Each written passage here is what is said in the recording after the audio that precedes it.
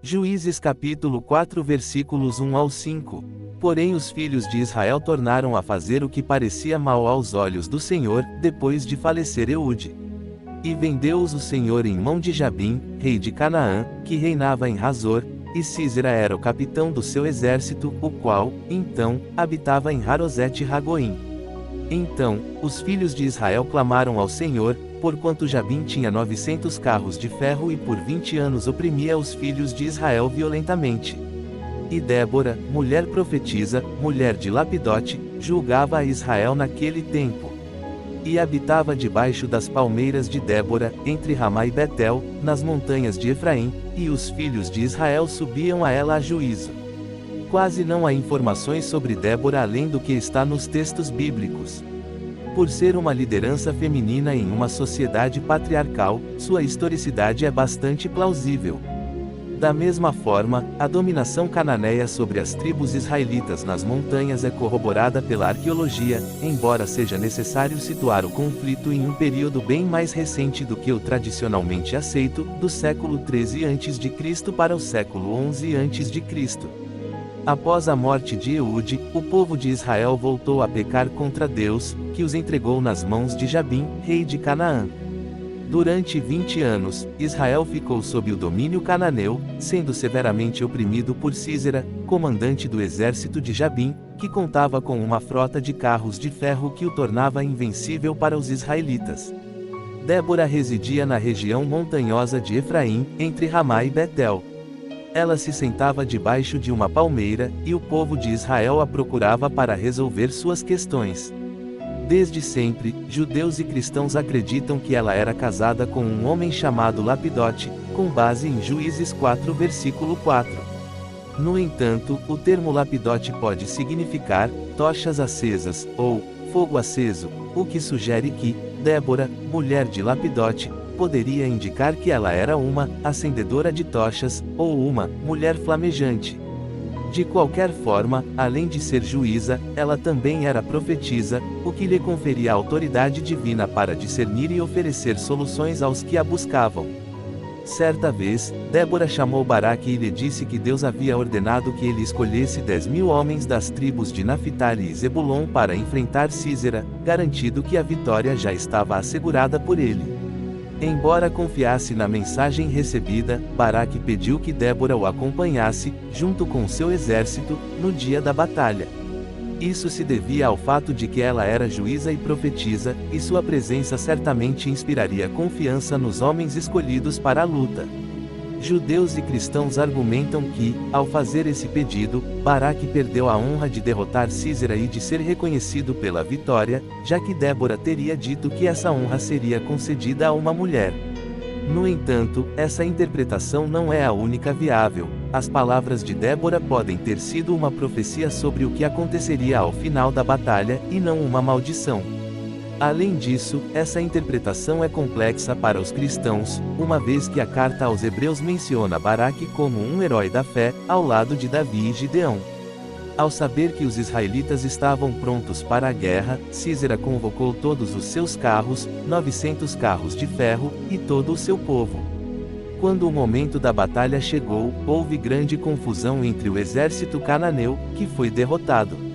Sísera fugiu a pé da batalha em direção à tenda de Jael, esposa de Éber, o quineu, cujo marido era aliado de Sísera devido a um acordo de paz entre eles.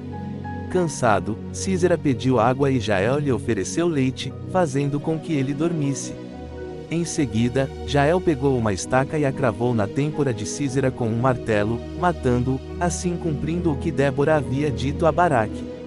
O povo de Israel, fortalecido, prosseguiu na luta contra Canaã até que Jabim fosse completamente destruído. Ao final da batalha, Débora entoou um hino de agradecimento ao Deus de Israel. Nele, podemos perceber o quanto ela era sensível às questões políticas e espirituais de Israel. Ela tinha plena consciência de que o pecado de seu povo havia levado Deus a permitir que eles enfrentassem todo aquele sofrimento. Em seu cântico, ela abençoa aqueles que se dispuseram a lutar contra Sísera e seu exército, enquanto amaldiçoa as tribos de Israel que temeram diante do inimigo. Ela também menciona os sentimentos da mãe de Císera, que aguarda ansiosamente o retorno do filho que nunca mais voltará. Ela conclui seu hino com as seguintes palavras: Assim, ó Senhor, pereçam todos os teus inimigos. Porém os que te amam sejam como o sol quando surge em sua força. Juízes 5 versículo 31.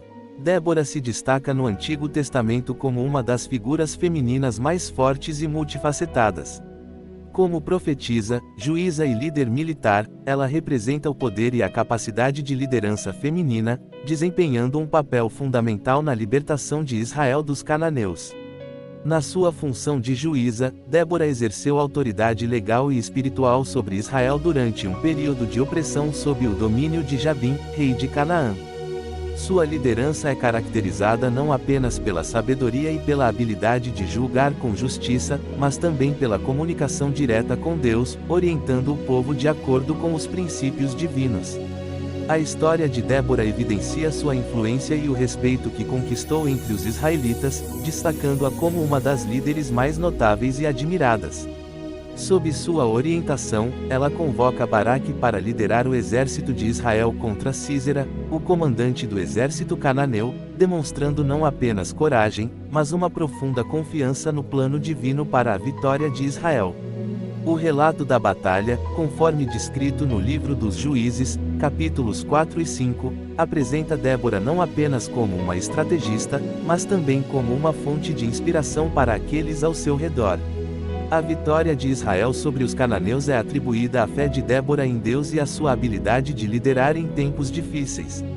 O Cântico de Débora, encontrado no capítulo 5, é um dos mais antigos exemplos de poesia hebraica e funciona como um hino de triunfo e gratidão a Deus pela libertação. Esse cântico não apenas celebra a vitória, mas também ressalta o papel das mulheres na sociedade israelita, com Débora se referindo a si mesma como Mãe em Israel, um título que reflete sua importância e influência. A história de Débora na Bíblia testemunha o papel das mulheres como líderes eficazes e profetas.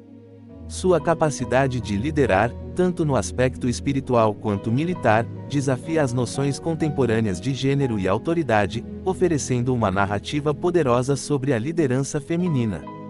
Débora não é apenas uma figura histórica, ela é um exemplo de fé, coragem e liderança, cuja história continua a inspirar e influenciar. Seu legado como juíza, profetisa e líder militar estabelece um precedente importante na história bíblica e serve como um modelo para todos os líderes, independentemente do gênero. Que Deus te abençoe abundantemente em nome do nosso Senhor e Salvador Jesus Cristo.